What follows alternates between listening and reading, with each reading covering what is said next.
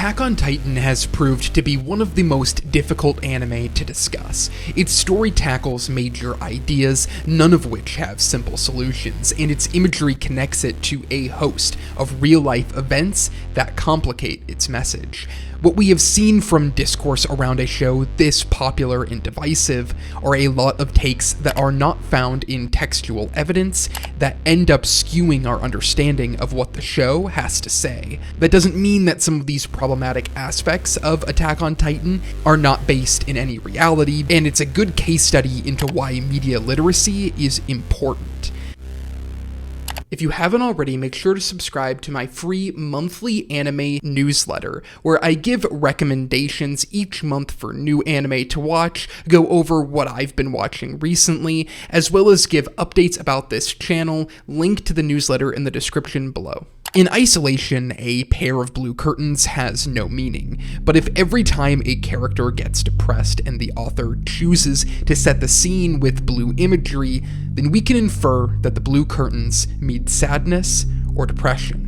The blue curtains example is silly, mainly because it is a basic way for teachers to convey the idea that authors use metaphorical symbols in their work, symbols that readers can use to take away meaning. The goal of the blue curtain idea is to move us away from criticism that is based on good or bad, and instead viewed through different theories we can apply to a text. When we think of criticism, that binary is immediately where our mind goes. We typically view a critic of something to be someone who points out its flaws. You can just see a dad in the parking lot criticizing the mechanics of his son's baseball swing.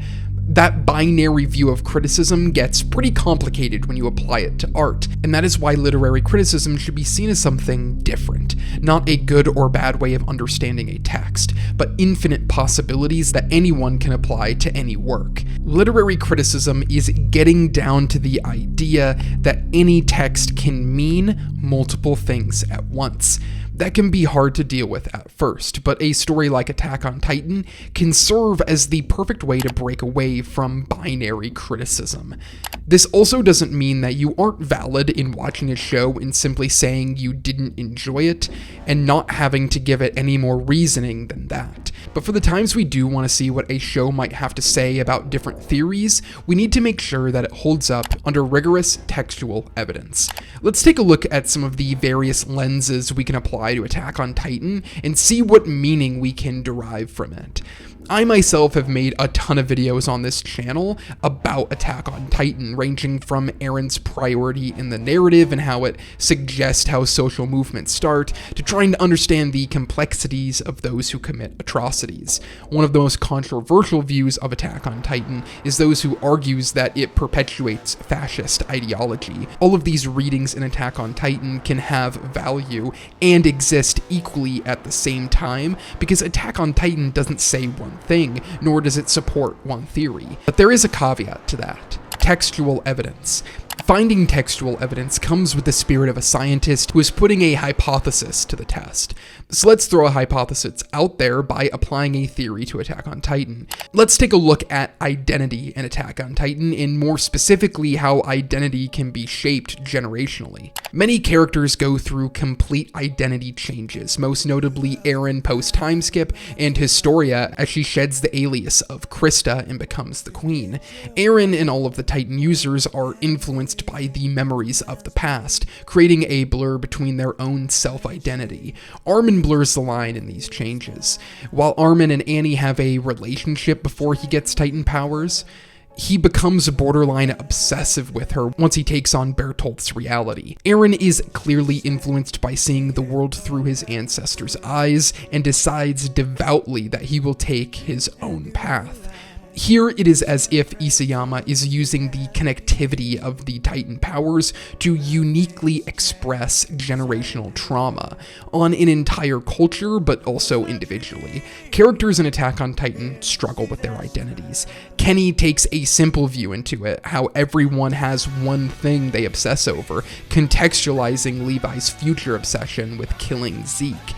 The conflicts of the past define who each character becomes, and the need to escape the cycle of oppression causes many of the characters to lose sight of their initial values. For Aaron, he loses sight of what freedom really means when he views freedom as existing in a world after the rest of humanity has been killed. Armin and the others offer a more positive view into finding your own identity. Zeke and Armin's conversation at the end of the manga and their longingness for simple times and understanding that violence has gotten in the way of those times gives us hope for the future. Krista's turn into Historia and the worst girl in the world is a rejection of generational trauma as a limitation to being your own person, as she decides she will have a will of her own, and the results be damned, she will not be limited to her father and those older forcing her into one ideology that has been passed down through generations. Those are some readings you can pull away when you look at Attack on Titan through the lens of identity, and surely there will be arguments that come to differ from the conclusions that I laid out here. Now we can take a look at the most controversial lens to look through Attack on Titan with. The entire argument of Attack on Titan perpetuating fascist ideology is trying to support claims through much of the subtext in the show and the different symbols it refers to throughout. The fascist arguments come through an allegorical lens applied to the series. Allegory is a simple theory, but more difficult in practice. Allegory is the connection between fictional things to real-life events. A strong allegory pulled out of cinema can be the original King Kong film, which many have cited as an allegory for the slave trade, and if you watch that movie through that lens, the evidence is undeniable. And there's no denying that Isayama uses imagery that directly connects the series to the events of World War II in Germany. The most obvious connection here are the internment camps of the Eldian people, who are forced to wear armbands in the same way Jewish people were held hostage in Nazi Germany. But the connection here is far from one-to-one because of the role of fantasy elements and the separation between the Eldians and those on Paradis Island and the homeland. The role of Paradis Island being an enclosed nation in a way could also bring parallels to Japan. On top of that, the technology in Attack on Titan is closer to that of the early 1900s and not the mid-1900s. So when you take a look at Attack on Titan as a series through an allegorical lens, it becomes pretty obvious that while Isayama is surely pulling from history, there's not a one-for-one connection being made. But that doesn't mean that these connections don't exist at all. Allegorical lenses can be problematic because they link a work to one moment or idea, and a one-for-one allegorical reading can cause even further issues in interpretation because of how it can make uncalled-for connections.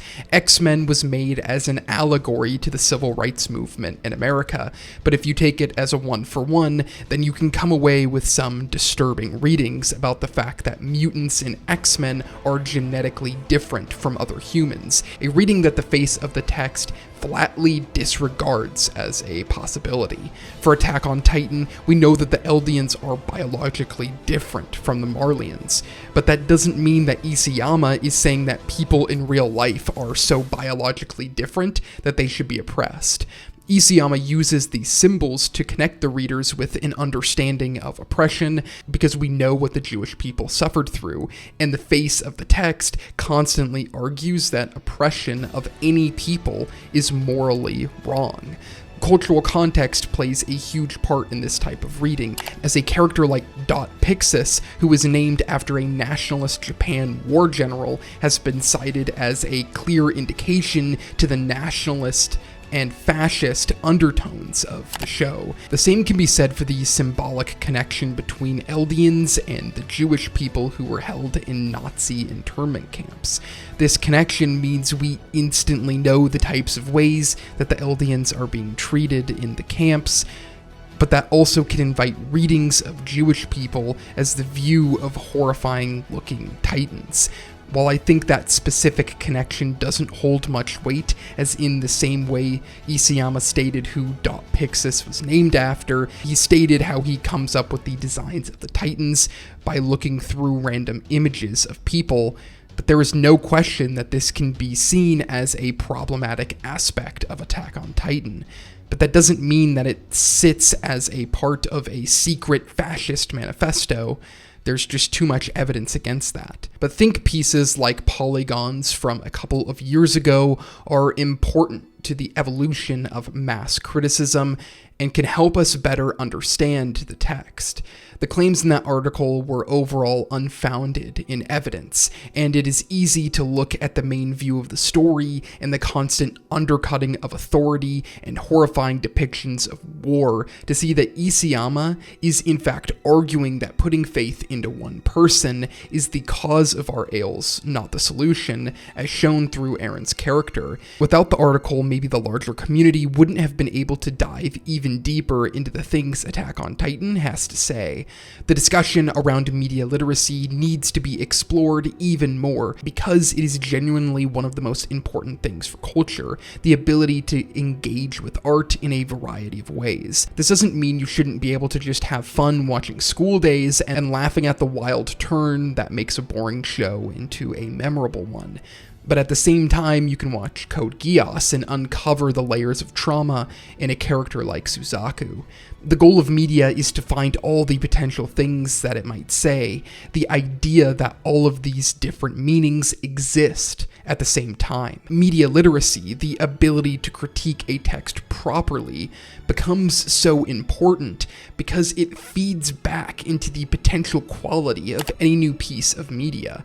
Take the success of a studio like A24. There are a lot of reasons why A24 has become a force in the film industry, but it is undeniable that the creative control they have given to their filmmakers have played a massive part in it. It is a response to the overflow of overproduced blockbusters that often fail to give the audience the substance we crave.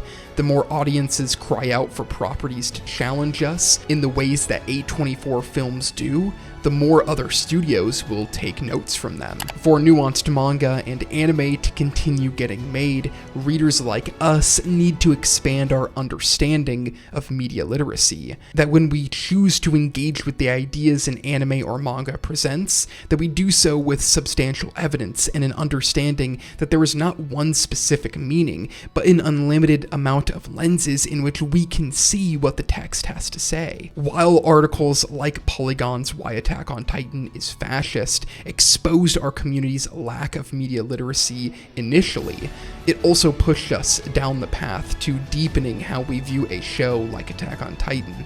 If we are going to continue engaging deeply with anime and manga, then it is important for us in the community to continue calling BS on arguments that aren't founded in evidence, and then doing our part in providing new ideas about the readings we have.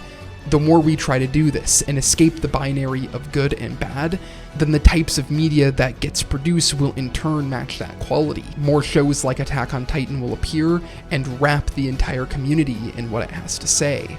With the real finale of Attack on Titan coming out in just a handful of months, the conversations around the show will be important for us as a community, while arguments about the satisfaction of the ending will rightfully rage on. I can only hope that we get to see interesting readings about the show's end from many different lenses.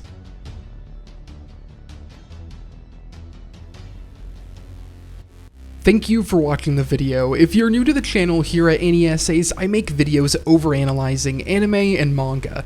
In addition to my video essays, you can check out my humorous side with the many anime-related shorts I make. If you enjoy what you've seen here, consider subscribing to my YouTube membership or Patreon. And if you want to get a better idea of other projects I may be working on or just random thoughts, follow me on Twitter at Any Essays.